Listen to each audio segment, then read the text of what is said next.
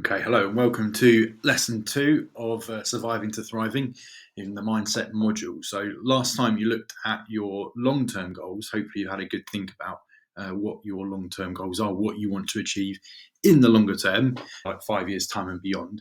And just want to go back over this point. Action creates change. As I said before, this is key to my philosophy as a teacher, as a coach, as a person, as a father as well. Action creates change. If I want things to change, I need to take action. So now we've thought about your long term goal, what you want to achieve. It could be having a family yourself, it could be going on holidays, it could be traveling, it could be being a respected leader. It doesn't matter what it is.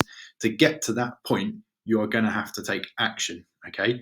So and that could be hugely overwhelming to know actually, once you've decided what it is you want to achieve in your life, how do I get there?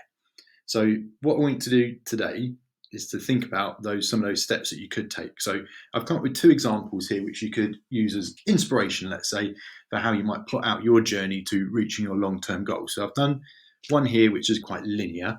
Let's say that the long-term goal here is to earn over £100,000 a year in whatever job. It doesn't really matter. But in this example, this person then has decided to get that level of earning. They need to secure a job that is at a C level, and C level basically means CEO, CFO, CTO, a chief executive of some kind of big company. And then they've decided that to secure that kind of level job, they're going to need lots of experience in management roles. To get management roles, they've decided the best route for them is to get an MBA after their degree, which is a master's in business. And then before that, they're going to need a degree. Before that, they're going to need good A levels, and then good GCSEs. And then to get those good GCSEs, they need to be organised. And really, once you've drawn that path back from your main goal, then everything starts to fall into place. And you can see the importance of doing well now while you're doing your GCSEs or A levels and how that can shape your future in quite a direct way.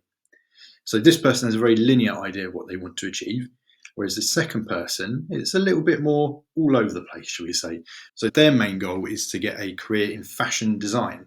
And as you can see, they've thought about this from a couple of different angles. So yes, they're going to need their education. They're going to need their degree in fashion design. They're going to need A levels in art, business, psychology. And to do that, they're going to study 20 hours a week, get an organised folder, make detailed notes and practice recall, of course. But they've also thought, actually, in this type of career, it's really important I also, alongside that, have some work experience in fashion design.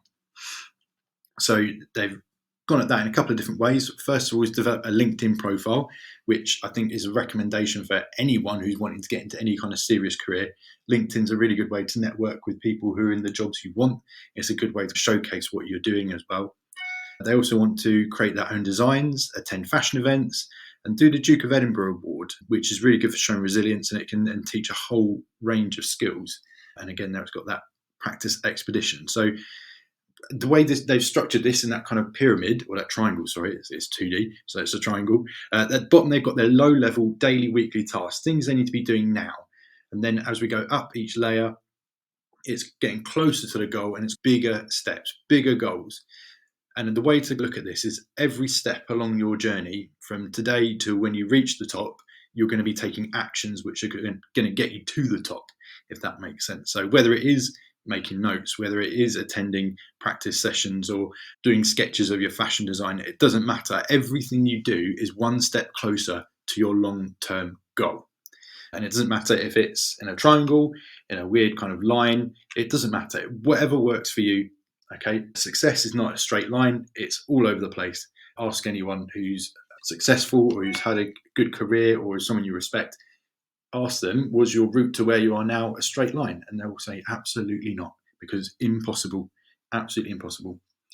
So your first assignment, I know I said assignment last time, but I changed my mind. I'm not going to set you an assignment for the last one. You just need to tell me what your long-term goal is, and then plan out some of your short and medium-term goals that are going to help you achieve that long-term goal.